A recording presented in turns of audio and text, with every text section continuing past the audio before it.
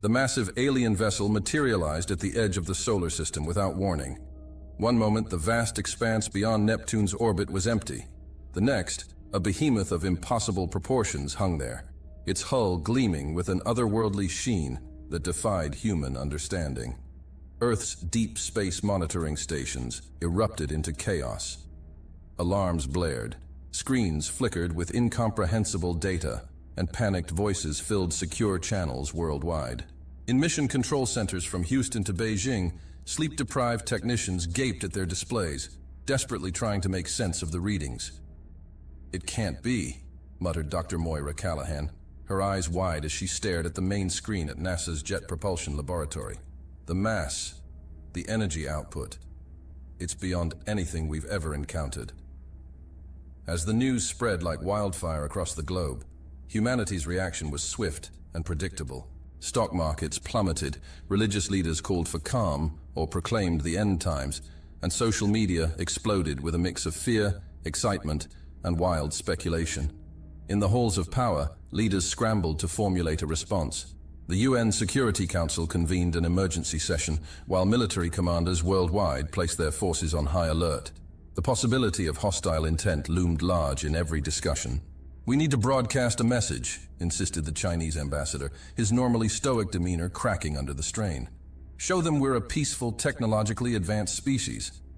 "And if they're not here peacefully," countered his American counterpart, her voice tight with tension, "we can't risk exposing our vulnerabilities." As the debate raged on Earth, the alien vessel began to move. With a burst of energy that sent ripples through the fabric of space-time itself, it accelerated towards the inner solar system. Terror gripped billions as they watched the live feeds, the monstrous ship growing larger with each passing hour. Then, just as it approached Mars' orbit, the unthinkable happened. The alien vessel transmitted a message in perfect English. "People of Earth," the voice boomed from every speaker and screen capable of receiving the signal, "we have returned." The word sent shockwaves through human civilization. Returned? What could it mean?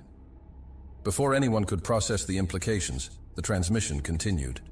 "We are the Galactic Federation. Long ago, we discovered your species in its infancy. We saw potential in your kind, a potential for warfare." Images flooded the broadcast, showing primitive humans being observed by strange, ethereal beings. The aliens watched as early Homo sapiens crafted tools, built shelters, and engaged in tribal conflicts. "We cultivated your warlike nature," the voice explained, as the images shifted to show alien technology subtly influencing human development. "We guided your evolution, shaping you into the perfect soldiers for our interstellar conflicts." The revelation hit humanity like a sledgehammer. Everything they thought they knew about their history, their very nature as a species, was being turned on its head. "For millennia you served as our weapons," the alien narrative continued. "Your ancestors fought and died across 1,000 worlds, never knowing the true scope of the galaxy around them."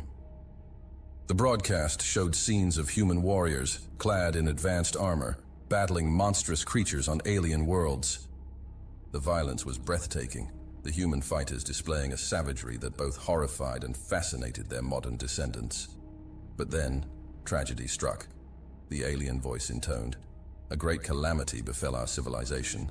In the chaos that followed, your world was forgotten." The images shifted again, showing the alien overseers abandoning Earth, leaving the fledgling human civilization to fend for itself.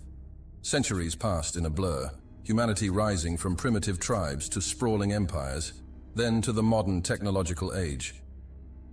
"We have returned to reclaim our weapons," the voice concluded, "to see what you have become in our absence." As the transmission ended, an eerie silence fell across the planet. In living rooms and government chambers alike, humans struggled to process the earth-shattering revelations. For Dr. Moira Callahan, the shock quickly gave way to a burning curiosity. "Hey there, hope you're enjoying the video so far. If you do, please hit the like button and subscribe to the channel. It really helps the channel to grow and reach more people. Now let's find out what comes next." "If what they're saying is true," she mused, her mind racing, "then our entire understanding of human evolution is wrong. But why return now? And what do they expect to find?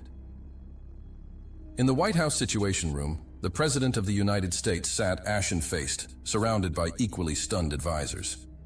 "Options," she demanded, her voice hoarse. "I need options. How do we respond to this?" The Secretary of Defense cleared his throat. "Madam President, I recommend we mobilize every asset we have. If they're here to reclaim us, we need to be prepared to resist." "And if resistance is futile," the Secretary of State countered. "We're talking about a civilization capable of forgetting an entire planet for thousands of years. How can we possibly stand against that kind of power?" As the debate raged on, the alien vessel continued its approach. It passed the orbit of Mars, then slipped past the asteroid belt. All of Earth's space-based assets tracked its progress, helpless to do anything but observe. In orbit, the crew of the International Space Station watched with a mix of awe and terror as the massive ship drew near. Commander Bryn Taffa, a veteran of 3 space missions, felt her breath catch in her throat as she realized the true scale of the alien vessel. It's bigger than the moon," she whispered, her words carried to millions of listeners on the planet below. "How is that even possible?" As humanity grappled with its new reality, strange phenomena began to occur across the globe. Ancient structures, pyramids, stone circles, and monuments whose purposes had long been debated began to emit pulses of energy. Archaeologists and physicists alike were baffled as these sites, scattered across every continent, seemed to awaken after millennia of dormancy. In the remote highlands of Peru, Dr. Miguel Sanchez and his team watched in disbelief as the ruins of Machu Picchu thrummed with an otherworldly glow. "It's as if," he stammered into his satellite phone, "as if the entire city was designed as some kind of beacon." Similar reports flooded in from Stonehenge, the Great Pyramid of Giza, Angkor Wat, and dozens of other sites. Each pulse of energy seemed to reach out towards the approaching alien ship, like long dormant machines finally fulfilling their purpose. As the strange energies built to a crescendo, the alien vessel suddenly halted its advance. It hung in space, just beyond the orbit of Earth's moon, a silent colossus that dwarfed humanity's greatest achievements in space exploration. Then, without warning, smaller craft began to emerge from the massive ship. Sleek, gleaming vessels that defied Earth's most advanced radar systems streaked towards the planet. Panic erupted as the alien ships entered the atmosphere, their destinations unclear. But instead of weapons of mass destruction, the ships released clouds of microscopic machines. These nanobots spread rapidly through Earth's atmosphere, defying all attempts to contain or destroy them. Within hours, they had blanketed the entire planet. Fear turned to confusion as the nanobots' purpose became clear. They were scanning, analyzing, cataloging every aspect of Earth's biosphere and of humanity itself. Dr. Callahan, working tirelessly at JPL to understand the alien technology, made a startling discovery. "They're not just scanning us," she announced to her colleagues. "They're comparing us to some kind of template, as if they're checking how much we've changed since they left." As the scans continued, more alien ships descended. These, however, were clearly designed for landing. They touched down at strategic points around the globe: Washington, D.C., Beijing, Moscow, New Delhi, and other seats of power. From each ship emerged a single figure, tall, ethereal beings that seemed to shimmer with an inner light. They moved with a grace that seemed impossible, their every gesture imbued with an authority that made even the most powerful human leaders feel small. The alien emissaries spoke simultaneously in every human language, their words broadcast globally. "We have analyzed your development," they announced. "You have exceeded our expectations in some ways, fallen short in others. Now you face a choice." The world held its breath, billions of hearts pounding in unison as they awaited the aliens' ultimatum. "Rejoin us," the emissaries continued. "Reclaim your place as the galaxy's premier warriors, or face extinction as a failed experiment." As the weight of the choice settled over humanity, an unexpected voice rose to challenge the alien decree. From a small research station in Antarctica, Dr. Hfy Freya Larson broadcast a message that would change the course of human history. "You say we were bred for war," she began, her voice trembling but determined. "But in your absence, we've become so much more. We've created art that touches the soul, music that moves the heart. We've unraveled the mysteries of our universe and taken our first steps into the cosmic ocean." Her words, picked up and amplified by media outlets worldwide, struck a chord with humans everywhere. In the face of extinction, humanity found its voice. "We are not just weapons," Dr. Larson continued. "We are explorers, dreamers, creators, and yes, we are warriors when we need to be, but we fight for peace, for justice, for the right to determine our own destiny." As she spoke, something remarkable began to happen. The ancient sites that had awakened earlier started to pulse in rhythm with her words. It was as if the Earth itself was amplifying humanity's defiance. The alien emissaries paused, clearly taken aback by this unexpected response. For the first time, uncertainty flickered across their ethereal features. In that moment of hesitation, humanity seized its chance. Leaders from every nation, setting aside old rivalries, came together in an unprecedented show of unity. They drafted a response that would echo through the ages. "We acknowledge our violent past and the role you played in shaping it. But we are more than the sum of our genetic programming. We have evolved, not just physically, but culturally and ethically. We will not be reclaimed as weapons, nor will we accept extinction. Instead, we offer a third choice. Let us show you what we've become. Let us prove our worth, not as soldiers, but as allies." As the human response was transmitted, the alien vessel seemed to vibrate with an inner tension. The fate of Earth hung in the balance, with humanity's future hinging on whether their impassioned plea would be heard. Then, slowly, incredibly, the massive ship began to change. Its sleek surface rippled and shifted, sections realigning to reveal a colossal holographic projection. The image flickered to life, displaying a panoramic view of Earth's history since the aliens' departure. Billions of humans watched in awe as millennia of progress unfolded before their eyes. The projection began with primitive tribes scattered across continents, struggling to survive in a harsh world. As the images accelerated, civilizations rose and fell, each leaving its mark on the tapestry of human achievement. The Great Pyramids of Giza pierced the sky, the Roman Empire expanded and crumbled, and great cathedrals reached towards the heavens. Then came the Renaissance, an explosion of art and science that seemed to make the hologram itself pulse with vibrant energy. Leonardo da Vinci's sketches danced alongside Michelangelo's sculptures, while Galileo's telescopes peered into the cosmos. The Industrial Revolution roared to life, belching smoke and steam as humanity harnessed the power of machines. Cities grew at an unprecedented rate, steel and concrete monuments to human ingenuity stretching towards the clouds. World wars raged, showcasing humanity's capacity for both destruction and resilience. The projection didn't shy away from the horrors, but it also highlighted the courage and sacrifice that ultimately led to peace.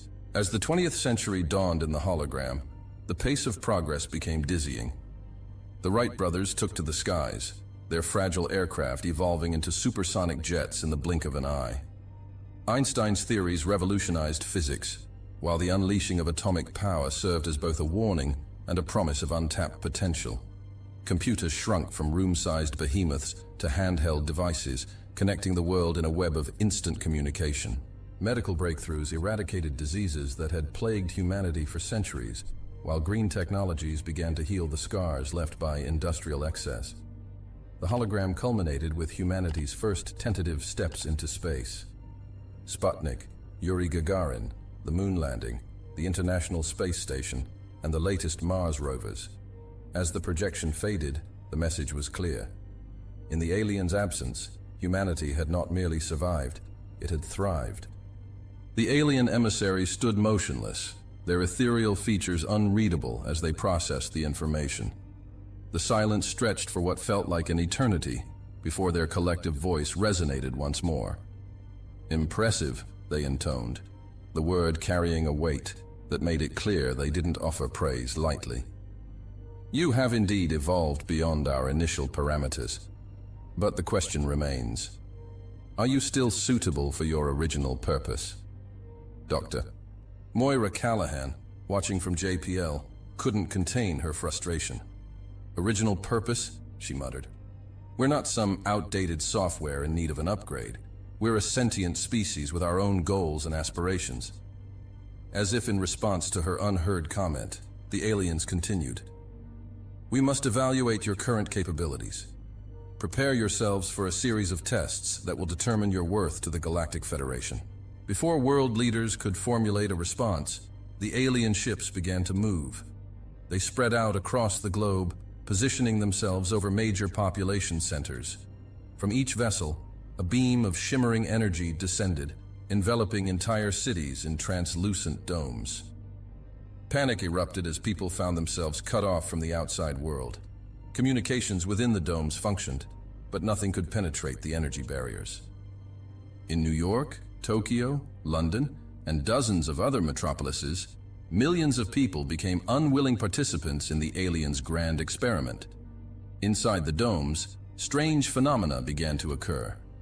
In Central Park, the trees suddenly burst into bloom, their branches heavy with fruit never before seen on Earth.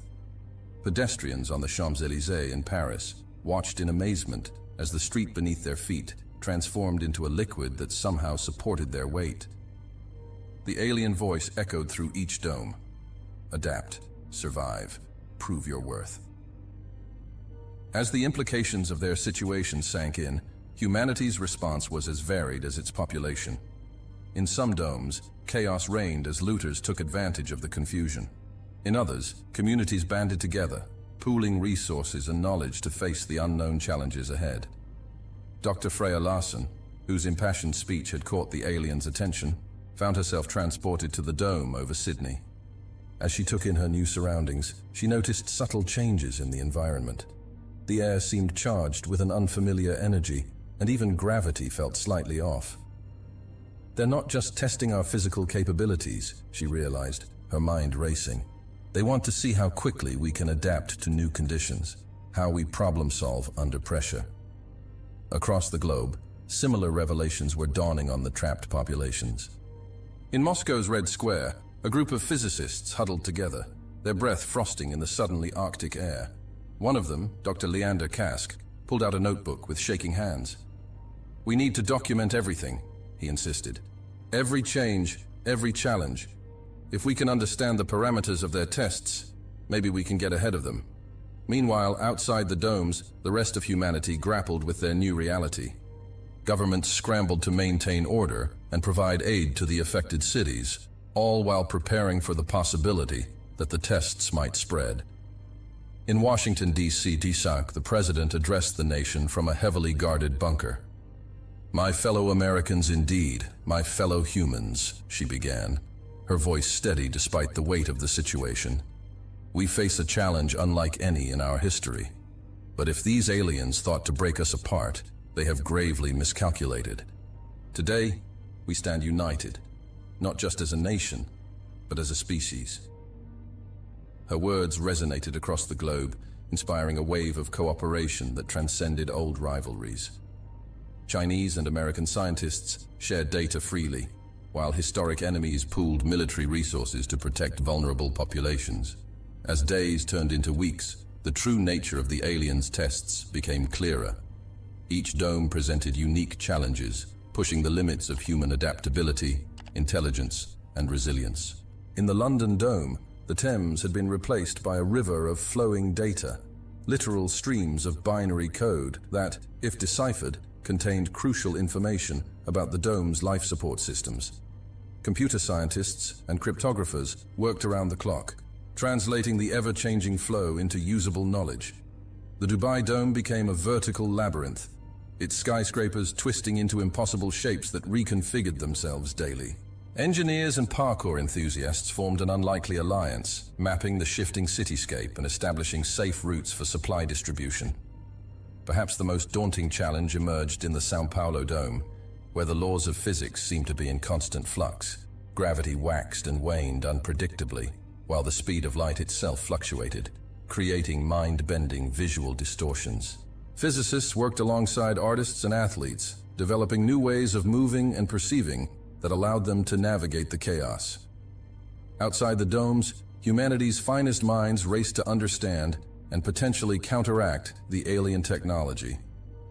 Dr. Callahan led a global team in analyzing every scrap of data that managed to leak through the energy barriers. "There's a pattern here," she insisted during a video conference with colleagues from around the world. "These aren't random tests.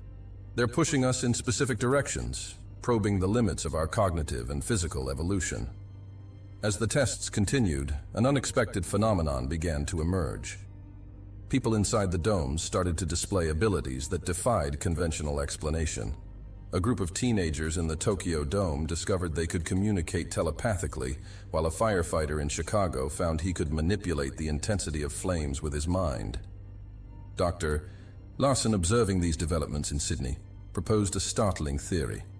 "The domes aren't just testing us," she explained to a rapt audience of fellow scientists. "They're accelerating our evolution, pushing us towards the potential the aliens saw in us millennia ago." The implications were staggering. Humanity was changing, adapting at a pace never before seen in Earth's history. But with these changes came new fears.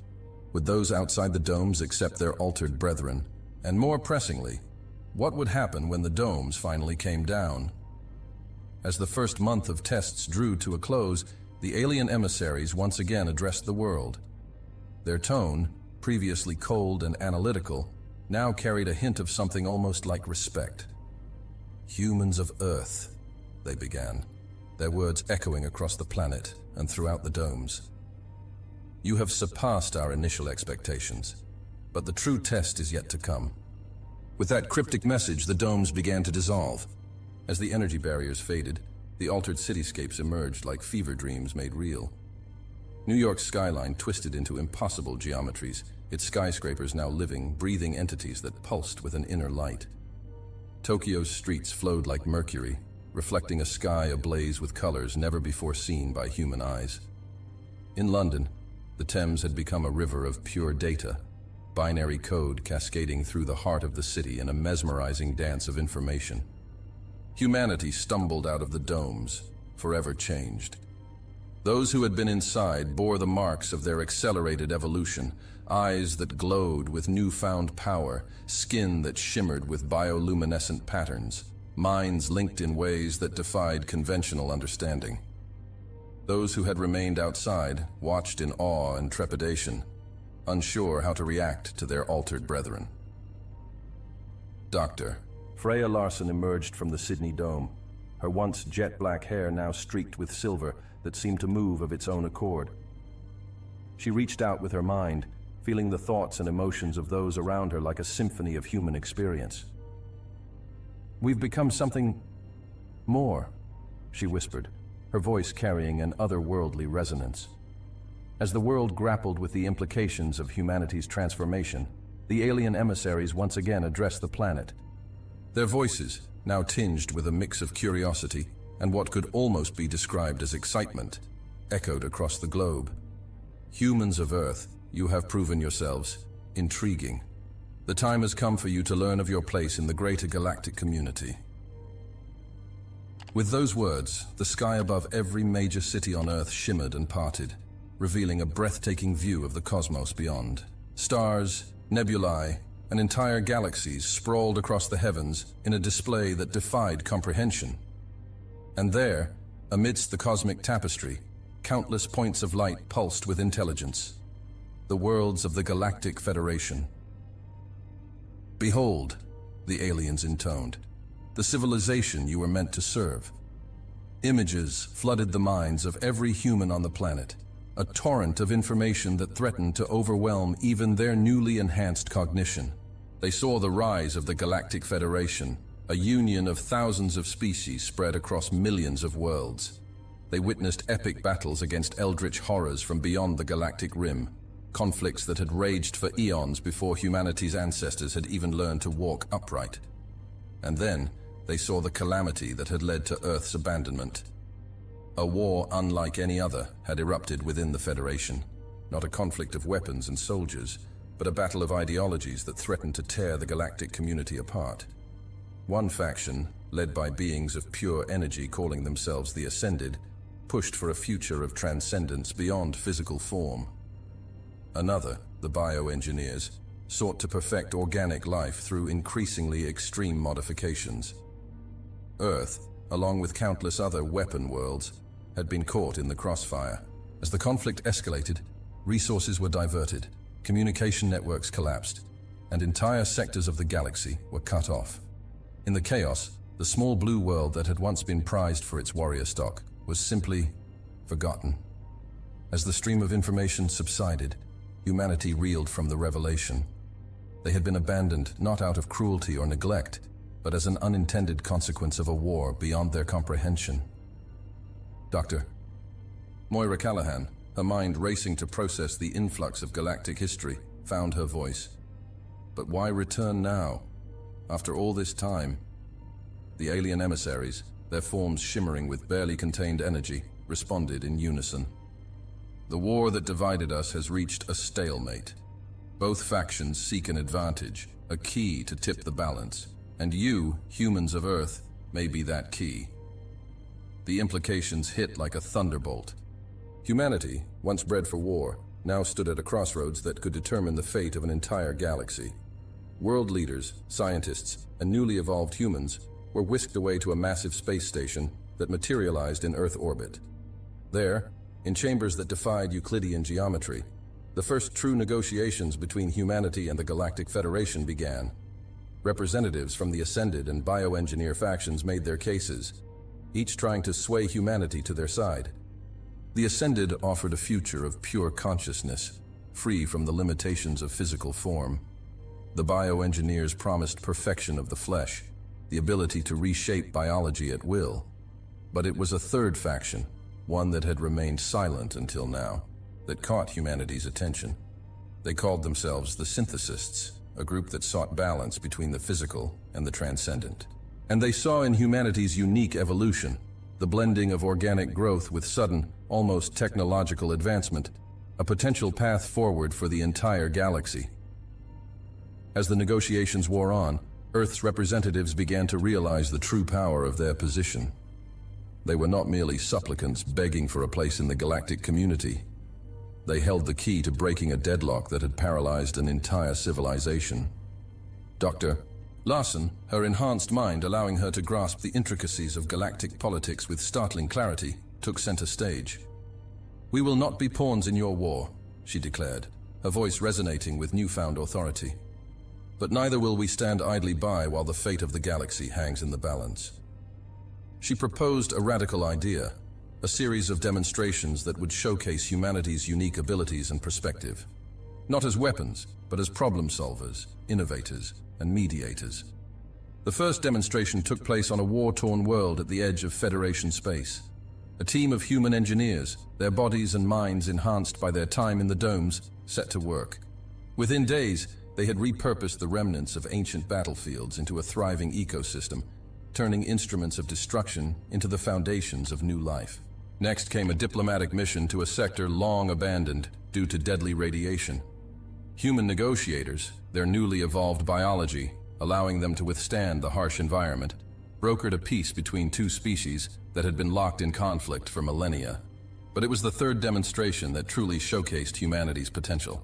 On a planet that had been deadlocked in philosophical debate for centuries, unable to choose between ascending beyond the physical or embracing biological perfection, a group of human artists and scientists unveiled a masterpiece.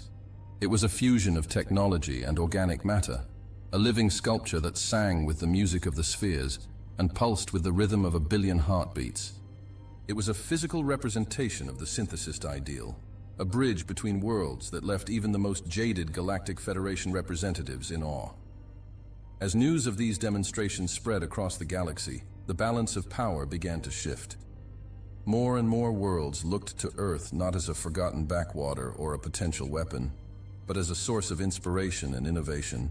The Ascended and bioengineer factions, sensing the change in the galactic winds, scrambled to adjust their strategies.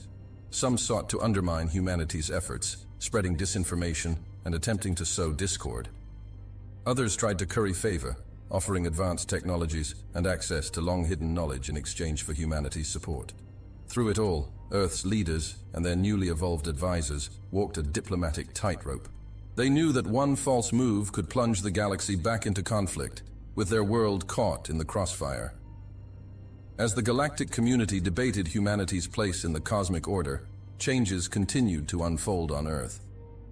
The alterations wrought by the domes spread, albeit more slowly, to the rest of the population. Cities reshaped themselves, technology leapt forward in bounds that defied conventional scientific understanding, and the very nature of human society began to transform. Dr. Deere Callahan, working tirelessly to understand and guide these changes, made a startling discovery. The modifications to human biology and the alterations to Earth's cities and technology were not separate phenomena. They were part of a greater whole. Humanity and its homeworld were evolving together, becoming something greater than the sum of their parts. "We're not just changing," she explained to a rapt audience of human and alien dignitaries. "We're becoming a bridge between worlds, between the organic and the technological, the physical and the transcendent. We are the living embodiment of synthesis." Her words, broadcast across the galaxy, resonated with countless beings who had long sought a middle path between the extremes offered by the dominant factions. A movement began to grow, with Earth at its center, not an empire built on conquest, but a beacon of hope in a divided cosmos. As the first year of Earth's reintegration into the galactic community drew to a close, the alien emissaries who had once viewed humanity as little more than forgotten weapons stood before the United Nations. Their ethereal forms seemed somehow humbled, their voices tinged with something that could almost be described as respect. "Humans of Earth," they began, "you have shown us a path we had not considered. You have reminded us of the strength that comes from unity, from the blending of diverse perspectives and abilities. We came here seeking weapons, but we have found partners." The emissaries extended an offer that would have been unthinkable mere months ago. A seat on the Galactic Federation's ruling council, not as subordinates or client species, but as full and equal members with the power to shape the future of the galaxy. As humanity stood on the brink of a new era, poised to take its place among the stars, Dr. Larson gazed up at the night sky. The stars no longer seemed cold and distant, but alive with possibility. "We were forgotten," she mused, a smile playing across her lips. "But now, we will be remembered. Not as the weapons we were meant to be, but as the peacemakers we chose to become." The galaxy watched and waited, holding its breath as humanity prepared to make its choice. The next move would be theirs, and it would echo across the cosmos for eons to come. The grand chamber of the Galactic Federation's ruling council pulsed with an energy that transcended the physical realm. Beings of pure light hovered alongside cybernetic constructs and creatures of flesh and blood, all focused on the small delegation from Earth. Dr. Freya Larson stood at the forefront, her silver-streaked hair shimmering with an inner light that matched the ethereal glow of the Ascended. "We accept your offer," she declared, her voice carrying the weight of humanity's collective decision. "Earth will join the Galactic Federation as full and equal members." A ripple of excitement, or what passed for excitement among such diverse beings, swept through the chamber. The decision was historic, unprecedented. Never before had a species risen from forgotten weapon to council member in such a short span of time. As the formalities of Earth's induction proceeded, few noticed the shadowy figure that slipped out of the chamber.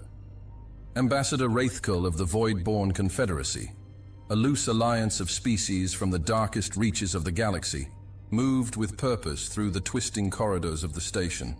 Its form seemed to absorb light, leaving only a vague outline visible to those it passed.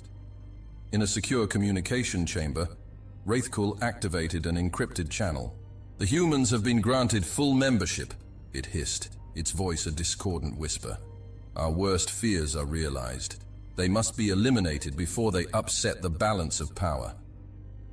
Light years away, on a planet shrouded in perpetual darkness, a massive war fleet began to stir. Ships that resembled nothing so much as twisted metallic nightmares powered up weapons capable of shattering worlds. The Voidborn had long watched from the shadows, waiting for their moment to strike at the heart of the Federation. Now, with the human wildcard in play, they could wait no longer. Back on Earth, the celebration of their newfound galactic status was in full swing. Cities glowed with bioluminescent displays that put the northern lights to shame. In the streets of New York, Tokyo, and Lagos, humans danced alongside holographic projections of their new alien allies. Dr. Moira Callahan, however, felt a nagging sense of unease. She stood in the control room of the newly constructed Terran Defense Network, a globe-spanning system that merged human ingenuity with gifted alien technology. "Something doesn't feel right," she muttered, her enhanced senses picking up minute disturbances in the data streams. Her concerns were interrupted by an urgent transmission. A holographic figure materialized.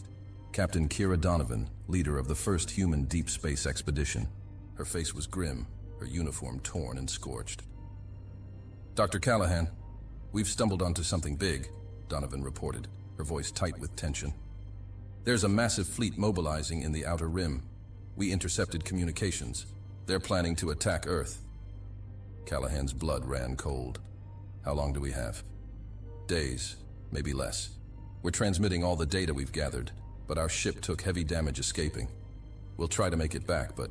The transmission cut off abruptly, leaving only static. Callahan's mind raced. The Federation was vast, but its forces were spread thin, still recovering from centuries of internal conflict. Earth's defenses, while advanced, were untested against a full-scale invasion. They needed more time, more resources. She slammed her hand down on the emergency broadcast system. Within seconds, her face appeared on screens across the globe and on every human outpost and ship in Federation space. "This is not a drill," she began, her voice steady, despite the fear clawing at her gut. "Earth faces an imminent threat. All defense personnel report to your stations. All civilians, proceed calmly to your designated shelters. This is not a drill." As Callahan's warning echoed across the planet, humanity's response was swift and unified. The chaos and panic that might have ensued just a year ago was replaced by a grim determination. They had faced extinction before. They would not go quietly into the night. In orbit, the fledgling Terran space fleet began to assemble. Ships that melded organic and mechanical components, guided by human intuition and alien technology, moved into defensive formations. On the ground, massive energy shields flickered to life over major cities, their iridescent domes a testament to the marriage of human resilience and galactic science. But even as Earth prepared for battle, diplomatic channels burned with activity. Larson, leveraging her position on the Federation Council, worked tirelessly to rally support. "This attack is not just against Earth," she argued, her words broadcast across 1,000,000 worlds. "It's an assault on the very ideals of the Federation. We must stand united." Her impassioned plea did not fall on deaf ears. Ships from a dozen allied species began to arrive in Earth's system, forming a protective armada unlike anything seen since the Great Wars of the Federation's founding. Yet for every ally that came to Earth's aid, there were those who hesitated, who wondered if defending this upstart world was worth the cost. The Voidborn's agents whispered in shadowy corners, sowing doubt and fear. As the hour of battle approached, Earth's defenders worked frantically to prepare. In hidden labs beneath the Himalayas, Dr. Callahan and a team of human and alien scientists put the finishing touches on a weapon that defied conventional physics, a device that could potentially turn the tide of the coming conflict. "It's a risk," Callahan explained to the gathered military leaders, her eyes blazing with intensity. "We're tapping into the same energies that the Ascended used to transcend physical form. If it works, we can disrupt the Voidborn fleet systems. If it fails, we won't be around to regret it," General Acacia Morrow finished grimly. "Do it." As the weapon was moved into position, a tense silence fell over the planet. In homes and bunkers, in orbiting ships and distant outposts, humanity held its breath. They had faced challenges before, ice ages and plagues, world wars and environmental disasters. But never had the stakes been so high, the odds so daunting. Then, on the edge of the solar system, space itself seemed to tear open. The Voidborn fleet emerged from the rift like a swarm of metal locusts, their ships blotting out the stars. At their center loomed a vessel of such immense proportions that it dwarfed even the massive alien ship that had first returned to Earth. "My God," whispered Captain Donovan, her battered ship limping into the solar system just ahead of the invading force. "It's a planet killer." The battle erupted with a fury that turned night to day. Energy beams lanced across space, while swarms of fighter craft danced and died in the void. The Voidborn pressed forward with a single-minded determination, caring nothing for the losses they sustained. On Earth, Dr. Larson stood in the Federation embassy, surrounded by holographic representatives from 100 worlds. "You must send reinforcements," she pleaded. "If Earth falls, the Voidborn will not stop there. They will—" Her words were cut short as the embassy shook violently. Outside, the shield over New York flickered and failed under a barrage of antimatter warheads. Skyscrapers toppled like dominoes, their alien-enhanced structures crumbling under forces they were never designed to withstand. Similar scenes played out across the globe. Paris, Lagos, Tokyo, one by one, Earth's great cities fell. The orbital defense grid, vaporized in the opening salvo, rained debris onto the planet below. All seemed lost. The Voidborn fleet pressed ever closer, their planet killer charging a weapon that would crack Earth like an egg. In her underground bunker, Dr. Callahan closed her eyes, took a deep breath, and activated the experimental weapon. For a moment, nothing seemed to happen. Then, like a ripple becoming a tsunami, a wave of energy burst forth from the device. It washed over the Earth, through the defending fleet, and slammed into the Voidborn armada. Ships began to twist and distort, their crews screaming as the very fabric of reality warped around them. The energy wave seemed to feed on itself, growing stronger with each passing second. But it didn't stop there. Callahan watched in horror as the wave continued to expand, engulfing friend and foe alike. "No," she whispered. "No, no, no. It's too much. We can't control it." As the energy wave approached the planet killer, the massive ship attempted to flee. Too late. The wave struck it with the force of a supernova, tearing the vessel apart at the subatomic level. The resulting explosion was beyond catastrophic. For a moment, it seemed as if the entire solar system would be consumed. Then, just as suddenly as it began, it was over. The energy wave collapsed in on itself, leaving behind an eerie silence. As the dust settled and sensors came back online, the survivors took stock of the situation. The Voidborn fleet was gone, utterly annihilated. But so too were many of the defending ships. Earth itself, while still intact, bore deep scars from the battle. In the aftermath, as rescue efforts began and the full extent of the damage became clear, a strange phenomenon swept across the planet. Humans and aliens alike reported visions, flashes of insight into realms beyond normal perception. Dr. Larson, emerging from the ruins of the Federation embassy, found herself able to see the quantum threads that connected all living things. Captain Donovan, dragging herself from the wreckage of her ship, suddenly understood the language of the stars themselves. It soon became apparent that the energy wave had done more than destroy the Voidborn. It had accelerated the evolution that the domes had begun, pushing humanity and their allies into a new stage of existence.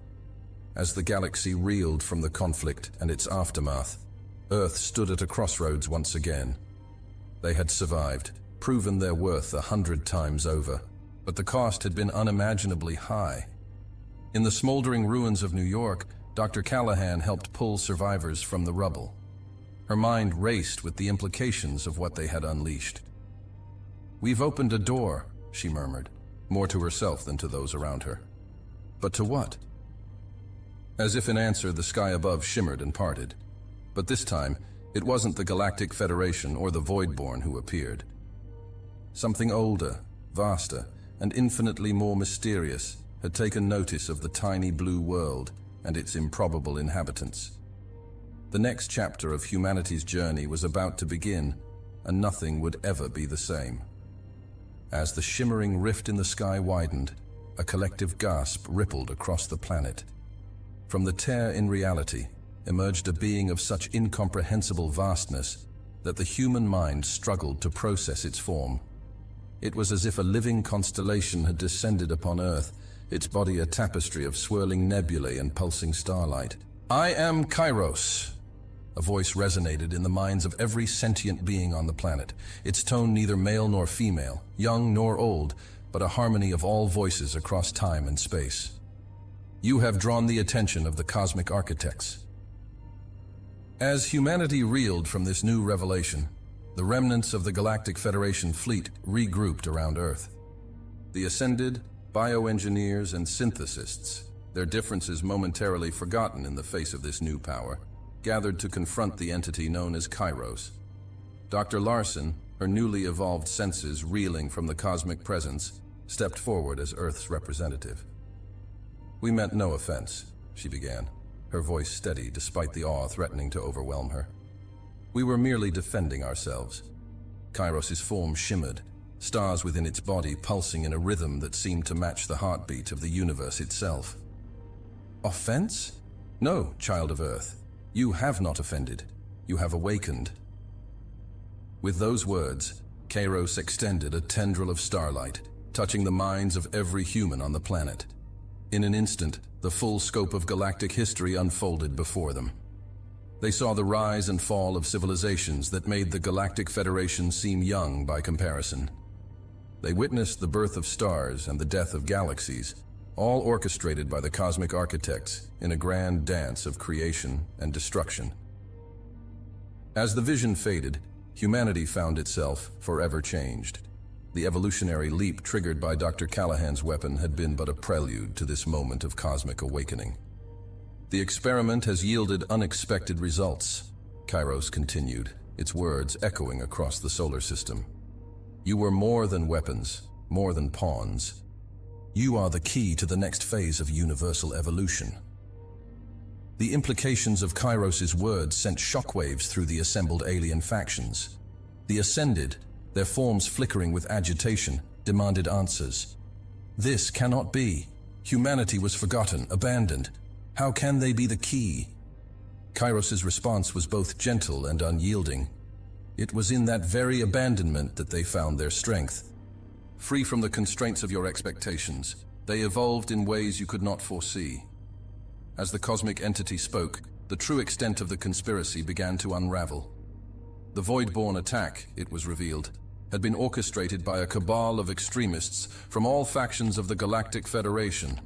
They had feared the potential they sensed in humanity, seeing in Earth's children the power to upset the delicate balance of galactic politics. Dr. Callahan, her mind racing to process the revelations, suddenly understood the true nature of the weapon she had created. "It wasn't just a defense system," she gasped. "It was a key, unlocking our latent potential." Kairos's form pulsed in affirmation. "You have taken the first step on a path that will reshape the cosmos. But the journey ahead is fraught with peril. The forces that sought your destruction will not rest." As if to underscore Kairos's warning, alarms blared across Earth's defense network. From the outer reaches of the solar system, a second wave of Voidborn ships emerged from hyperspace. This fleet dwarfed the first, a vast armada of world killers and reality-warping weapons. "They seek to end the experiment before it can truly begin," Kairos intoned, its voice tinged with something akin to sadness. "The choice now falls to you, children of Earth. Will you stand and fight for your place in the cosmic order, or will you falter at the precipice of your destiny?" The question hung in the air for a heartbeat that seemed to last an eternity. Then, from the ruins of New York, a voice rang out. Captain Donovan, her body battered but her spirit unbroken, raised a fist to the sky. "We are humanity!" she roared, her words carried by the advanced communication networks to every corner of the globe. "We have faced extinction before, and we have survived. We will not falter now." Her cry was taken up by millions, then billions of voices. From the shattered cities and bunkers, from orbiting stations and lunar colonies, humanity's answer echoed across the cosmos. "We stand." As one, the people of Earth reached out with their newly awakened senses, tapping into the very fabric of reality. They felt the quantum threads that Kairos had shown them, the invisible links that connected all things in the universe. "Dr. Larson," her eyes glowing with cosmic fire, turned to the assembled alien factions. "We do not stand alone," she declared. "The Galactic Federation was founded on principles of unity and mutual defense. Will you honor those principles now in Earth's hour of need?" Her words struck a chord. One by one, representatives from 100 alien species stepped forward, pledging their support. Even those who had once viewed humanity with suspicion now recognized the stakes. If Earth fell, the balance of the entire universe might be irrevocably altered. As the Voidborn fleet approached, a battle plan unlike any in galactic history took shape. Humanity, with its newfound cosmic awareness, would serve as the linchpin in a defense that melded the strengths of every faction. Ascended beings of pure energy merged with human consciousness, guiding swarms of nanobots that coalesced into living weapons. Bioengineer ships, their hulls pulsing with genetically engineered armor, linked with Earth's defense grid to create an impenetrable barrier. Synthesis technology, a perfect fusion of organic and mechanical, allowed human pilots to interface directly with their vessels, moving with impossible speed and precision. The clash, when it came, was beyond epic. It was a battle that would be remembered in legends across the galaxy for eons to come. Voidborn world killers unleashed beams of annihilation, only to have their energy absorbed and redirected by human psychics, working in concert with ascended mentors. Swarms of fightercraft danced through the void, their movements guided by the collective intuition of a billion linked minds. At the heart of the conflict, Dr. Callahan and her team worked frantically to refine and amplify the weapon that had triggered humanity's evolution. With the knowledge imparted by Kairos, they began to understand its true potential. It wasn't just a weapon, but a tool of creation, capable of rewriting the very laws of physics within a localized area. As the battle raged, with losses mounting on both sides, Callahan made a fateful decision. "We need to target the Voidborn flagship," she announced to the unified command. "Not to destroy it, but to transform it." The plan was audacious, bordering on insane. It would require perfect coordination between every faction, with humanity serving as the focal point for energies beyond mortal comprehension. One mistake, 1 millisecond of misalignment, and the backlash could tear a hole in the fabric of space-time itself. Captain Donovan, leading a squadron of hybrid fighters, volunteered to spearhead the assault. "We'll punch a hole in their defenses," she promised, her voice steady despite the weight of 1 trillion lives resting on her shoulders. "Just be ready to take the shot." What followed was a display of heroism and sacrifice that would be immortalized in song and story for generations to come. Donovan's squadron, joined by the most skilled pilots from 12 alien races, launched a desperate attack on the Voidborn flagship.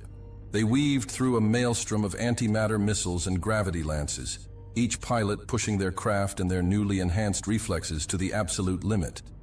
One by one, Donovan watched her comrades fall. But with each sacrifice, the hole in the Voidborn defenses widened.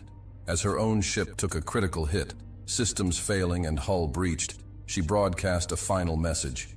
"Now, Callahan, take the shot, Doctor." Callahan, her hands steady despite the tears streaming down her face, activated the device.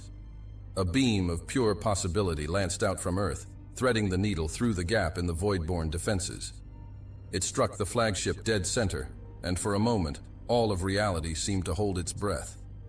The Voidborn vessel began to warp and twist, its form shifting through 1,000 permutations in the blink of an eye. The change rippled outward, engulfing ship after ship in the enemy fleet. Where once there had been engines of destruction, there now floated delicate crystalline structures, pulsing with inner light. As the transformation spread, the tide of battle shifted dramatically. The remaining Voidborn ships, their command structure shattered and their reality altered, fell into disarray. Some fled, vanishing into the depths of space. Others surrendered, their crews emerging changed both physically and mentally by the wave of cosmic energy. In the aftermath of the battle, as the dust of shattered worlds and broken fleets settled, a solemn hush fell over the solar system. The cost of victory had been steep, with millions of lives lost, an entire planet scarred by the conflict. Yet amidst the grief, there was also a sense of awe and possibility. Kairos, who had observed the battle without intervening, now addressed the assembled forces of Earth and the Galactic Federation. "You have proven yourselves worthy," the cosmic entity intoned. "The path ahead is long and fraught with challenges beyond your imagining. But you have taken the first step towards joining the ranks of the cosmic architects." As Kairos' form began to fade, returning to realms beyond mortal comprehension, a final message echoed in the minds of all present. "Remember this day, for it marks not an ending, but a beginning. The true test still lies ahead." In the days that followed, as the monumental task of reconstruction began, the Galactic Federation convened an emergency session. The agenda was clear: to determine the fate of Earth and its newly evolved inhabitants. The debate was fierce, with impassioned arguments from all sides. Some saw humanity as saviors, the key to breaking the stagnation that had gripped galactic civilization for millennia. Others feared the potential for chaos and destruction that Earth's children now wielded. Dr. Larson, speaking on behalf of humanity, made a final plea. "We do not ask for dominion or special treatment," she declared, her voice carrying the weight of her species' hopes and fears. "We ask only for the chance to stand alongside you as equals, to face the challenges of the cosmos together." As the vote was called, tension gripped not just the council chambers, but every world that had tuned in to witness this historic moment. The result, when it came, was closer than anyone had dared to predict. By the slimmest of margins, Earth was granted full membership in the Galactic Federation. Yet even as celebration erupted across human colonies and allied worlds, a shadow loomed on the horizon. The conspiracy that had driven the Voidborn attack ran deeper than anyone had realized. In the darkest corners of the galaxy, those who feared change and progress were already regrouping, planning their next move. As Earth prepared to take its place on the galactic stage, Dr. Callahan found herself staring at the stars with a mix of hope and trepidation. The weapon that had saved them, that had unlocked humanity's potential, was both a gift and a burden. In the wrong hands, it could reshape reality itself. "We've opened Pandora's box," she murmured to Dr. Larson, who stood beside her on the observation deck of the newly constructed Terran embassy. "The question is, are we ready for what comes next?" Larson's gaze was fixed on the cosmic horizon, where new worlds and new challenges awaited. "Ready or not," she replied, a smile playing at the corners of her mouth. "The next chapter of our story is about to begin, and this time, we write it ourselves." As if in response to her words, a shooting star blazed across the sky, a reminder that in the vast tapestry of the cosmos, humanity's journey was just beginning. The battle for Earth was over, but the war for the future of the galaxy had only just begun. Hey there again. I'm glad you've come so far. Hope you enjoyed the video. Remember to hit the like button and the subscribe button. This is really important to the channel. Really important. And I have one more thing for you. I've chosen another video for you to watch. Just click the card here, or here if you want the whole playlist. See you there.